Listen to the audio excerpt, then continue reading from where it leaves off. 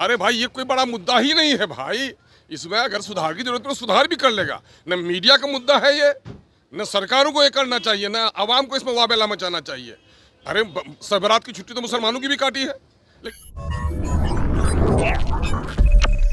छुट्टियों को लेकर के सियासत जारी है। जिस प्रकार से छुट्टी कम की गई है, कहा जा रहा है कि हिंदुओं की छुट्टी कम की गई है, मुसलमानों की बढ़ा दी गई है। वैसे में जहां बीजेपी हिंदू कार्ड खेल रही है, वहां पर महागठबंधन जो है वो मुस्लिमों को लुभाने में लगी हुई है। ऐसा हम नहीं कर रहे हैं। एआईएमआईए के नेता अख्तरुल इमाम ने सीधे तौर पर कहा है कि चाहे बीजेपी हो चाहे महागठबंधन की सरकार हो, दोनों जो है मुसलमानों को, अल्पसंख्यकों को ठगने का काम कर रहे हैं, अपना अपना रोटी सेक रहे हैं। अख्तरुल इमाम छुट्टियों को लेकर के महागठबंधन की सरकार और बीजेपी दोनों पर हमलावर नजर आए। आप सुनिए छुट्टी को लेकर के जो सियासत हो रही है, इसको लेकर के अख्तरुल इमाम ने क्या कुछ कहा। हो जाए।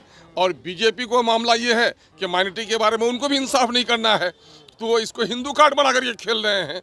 दोनों खेल रहे हैं माइनॉरिटी के लोगों के मुफाद से। अरे भाई ये कोई बड़ा मुद्दा ही नहीं है भाई। इसमें अगर सुधार की जरूरत है तो सुधार भी कर लेगा। न मीडिया का मुद्दा है ये, न सरकारों को ये करना चाहिए, न आवाम को इसमें वाबेला मचाना चाहिए। अरे सबरात की छुट्टी तो मुसलमानों की भी काटी है, लेकिन उस वाबेला नहीं है। इसको कुछ लोग ऐसे हैं जो बीजेपी के लोग इसको बहुत बढ़ा चढ़ा के पेश कर रहे हैं, लेकिन दोनों खेल रहे हैं माइनॉरिटी के इशू से। माइनॉरिटी का इशू ये है बिहार में, जाति आधारित गणना के बाद माइनॉरिटी की इस 3,60,000 नौकरी में सिर्फ 1.5 लाख नौकरी जो मिली है, उसी को छुपाने के लिए ये लोग कर रहे हैं। ये समझ रहे कि माइनॉरिटी उर्दू के मामले में खुश हो जाएंगे, और बीजेपी ये समझ रही कि इस मामले से हम हिंदू कार्ड खेल लेंगे।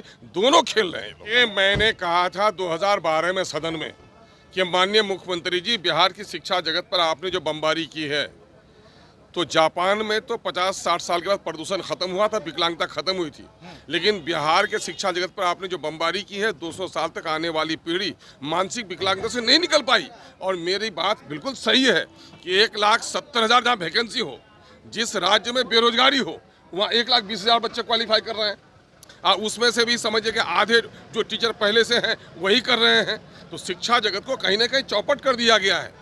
बेटी पढ़ाओ बेटी बढ़ाओ, कॉलेज में एडमिशन का सिस्टम इसने ऐसा कर दिया है कि जिस बच्ची का अपना घर में आज के दिन में जो लॉ एंड ऑर्डर का फेलियर है, कोई बच्ची जा सकती है 70 किलोमीटर 80 किलोमीटर दूर पर उनको कॉलेज दिया जा रहा है। तो ये लोग कहीं कुछ भी नहीं कर रहे। के पाठक जी जरा सुधार का काम कर रहे हैं, उनको सुधार का काम करने देना चाहिए।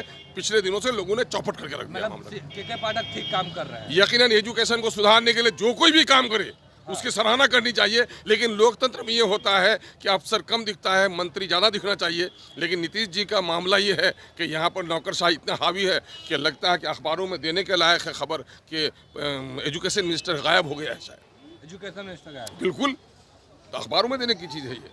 एजुकेशन मिनिस्टर किसी भी पॉलिसी में, इस किस्म की पॉलिसी में एजुकेशन मिनिस्टर को बहुत सारी पॉलिसियाँ होनी चाहिए। अगर नौकरशाही सारा काम करें तो फिर लोकतंत्र का क्या मानी रह गया। एजुकेशन मिनिस्टर को कई सारी जानकारियां भी नहीं रहती है और कई नियम। अब भाई ये तो मैं कह रहा हूँ, मैं जो कह रहा हूँ कि नीतीश शासन में नौकरशाहों की चलती है, मंत्री की नहीं चलती है, दिखावा है।